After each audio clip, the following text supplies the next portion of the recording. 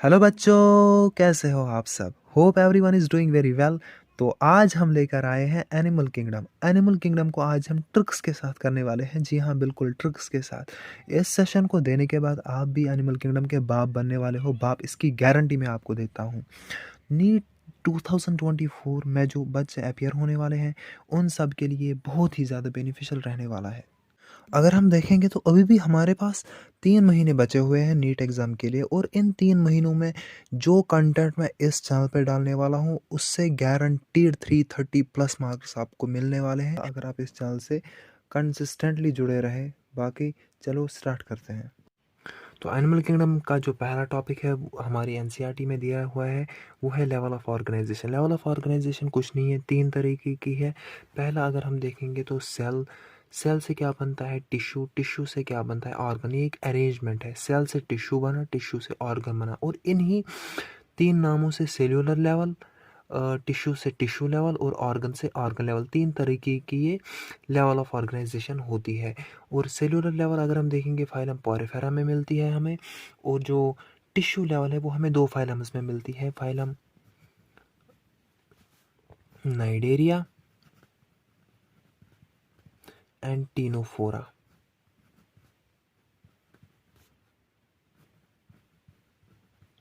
और बाकी जो रेस्ट, जो जितने भी हमारे पास बचे, वो ऑर्गन लेवल में जाएंगे।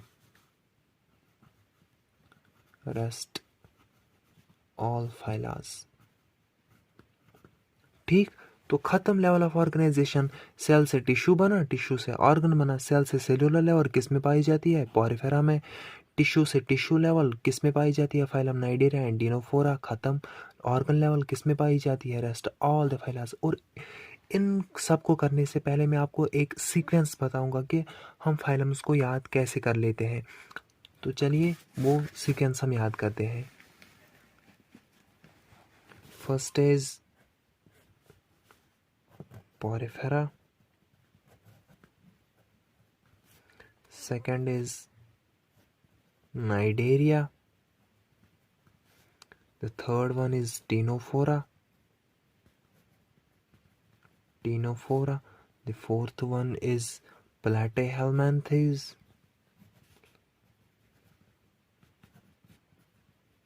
the fifth one is Aschelminthes,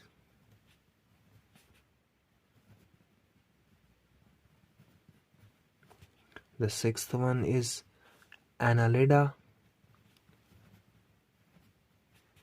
the seventh one is Arthropoda,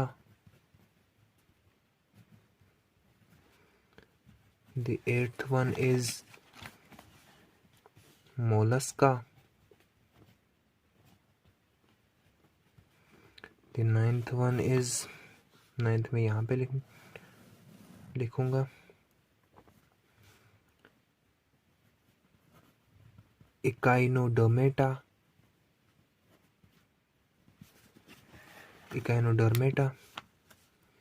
the 10th one is Hemichordata,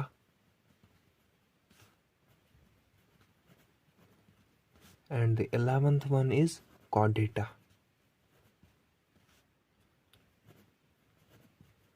इनको आप इसी सीक्वेंस में याद रखेंगे।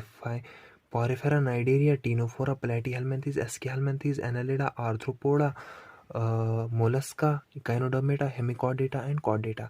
और इसके लिए जो ट्रिक है वो आप याद करेंगे, P C square, P A cube, M E H C. Remember this, PC square PA cube MEHC, PC square PA cube MEHC। P से पोरिफेरा, C से नाइडेरा, C से टीनोफोरा, फिर P से प्लेटीहेल्मिंथेस, A से एस्कीहेल्मिंथेस, A से एनालिडा, A से arthropoda, हुआ A cube. M से मोलस्का, एक ही फाइलम M से। E से इकाइनोडर्मेटा, E से भी एक ही आता है। H से हेमिकॉर्डेटा और C से कॉर्डेटा। तो दूसरा टॉपिक हमारा आता है सिमेट्री। सिमेट्री हमारी 2 टाइप्स की होती है, one is radial and another is bilateral. Radial से हम याद रखेंगे radius of circle in exam, ये ट्रिक है। Radius of circle in exam, हम रेडियस निकालते हैं, किसका निकालते हैं, सर्कल का निकालते हैं। कहाँ निकालते हैं, एग्जाम से। तो रेडियस ऑफ सर्कल, सर्कल से सी याद रखो, सी से आते हैं नाइजीरिया एंड टीनोफोरा, इनमें रेडियल सिमेट्री होगी। और ई से एग्जाम, एग्जाम का ई याद रखो, और ई से आता है हमारा इकाइनोडर्मेटा, नाइजीरिया, टीनोफोरा सी से सर्कल, और इकाइनोडर्मेटा से ई एग्जाम का इकाइनोडर्मेटा। लेकिन एक इम्पॉर्टेंट पॉइंट आप याद रखेंगे, इकाइनोडर्मेटा में जो इनका लार्वा होता है, उनका लार्वल स्टेज में बायलेटरल होता है। बहुत ही इंपॉर्टेंट पॉइंट है, लार्वल स्टेज इनका बायलेटरल होता है, लेकिन जो एडल्ट स्टेज है वो रेडियल सिमेट्री है। तो समझ आए, सिर्फ रेडियल याद रखो, बाकी रेस्ट ऑफ द फाइलम्स हमारा बायलेटरल में आएंगे। सिमेट्री दो टाइप्स की है, रेडियल की और बायलेटरल की। रेडियल, हमारा रेडियल से याद रखोगे, radius of circle in exam, C से नाइजीरिया आया, टीनोफोरा आया, ई से इकाइनोडर्मेटा आया, और बाकी जितने भी फाइलम्स बचे वो है बायलेटरल। खत्म सिमेट्री भी। तो तीसरा टॉपिक हमारा आता है सीलोम।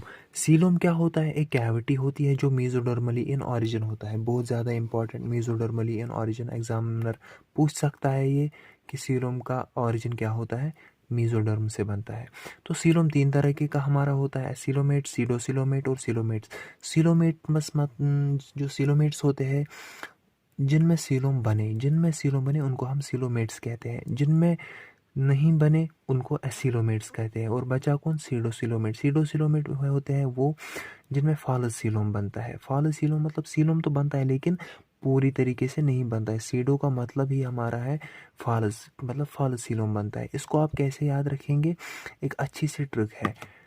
जो सीक्वेंस मैंने आपको पिछले पेज पे बताई थी, ये सीक्वेंस, इसमें ही आप सीलोम को याद करेंगे। किसके लिए करेंगे, सिर्फ एक के लिए, बाकियों के लिए खुद हो जाएगा। एस के हेलमेंथीज एक ऐसा फाइलम है जिसमें हमें सीडो सीलोमेट फालसीलो मिलता है।